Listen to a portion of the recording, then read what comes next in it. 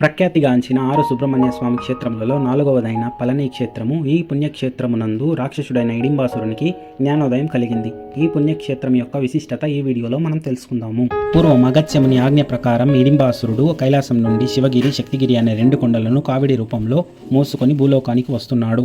పళని సమీపంలోకి రాగానే కావడి బరువు పెరగడంతో కాసేపు విశ్రాంతి కోసం కావడిని దించి అటు ఇటు చూశాడు. తర్వాత పైకి చూడగా కొండపైన బాలుడి రూపంలో ఉన్న సుబ్రహ్మణ్య స్వామి నవ్వుతూ కనిపించాడు. అందుకు కోపం వచ్చిన హిడింబాసురుడు కొండపైకి ఎక్కి సుబ్రహ్మణ్య స్వామితో, ఎందుకు నవ్వుతున్నావు?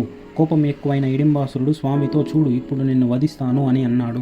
కోపంతో బాలుడి రూపంలో ఉన్న సుబ్రహ్మణ్య స్వామి మీదికి నిన్ను వధిస్తాను అని వెళ్ళాడు. అప్పుడు సుబ్రహ్మణ్య స్వామి 2 దెబ్బలు వేశాడు. అప్పుడు ఆ అసురునికి అర్థమైంది, తన ముందున్నది బాలుడు కాదు, సాక్షాత్తు సుబ్రహ్మణ్య స్వామియే అని తెలియగానే పాదాలపై పడి శరణు వేడగా స్వామి కరుణించి నీకేం వరం కావాలో కోరుకోమనగా అప్పుడు హిడింబాసురుడు ఇలా అన్నాడు, నేను మోసుకోవచ్చిన కావడి వలన నాకు భగవంతుని సాక్షాత్కారం, జ్ఞానోదయం కలిగింది. కాబట్టి కావడి మోసుకోవచ్చే భక్తులను కరుణించి కాపాడి వారి కోరికలను తీర్చాలని వరం కోరుకున్నాడు. అప్పుడు స్వామి, నా కోసం కావడి మోసుకొని వచ్చే భక్తులందరూ మొదట నిన్ను దర్శించిన తర్వాతే నన్ను దర్శించుకుంటారు అని వరం ఇచ్చాడు. అప్పటి నుంచి సుబ్రహ్మణ్య స్వామి దేవాలయాలలో కావళ్ళ సాంప్రదాయం మొదలైంది. మా వీడియో మీకు నచ్చినట్లయితే లైక్, షేర్, సబ్స్క్రైబ్ చేసుకోండి.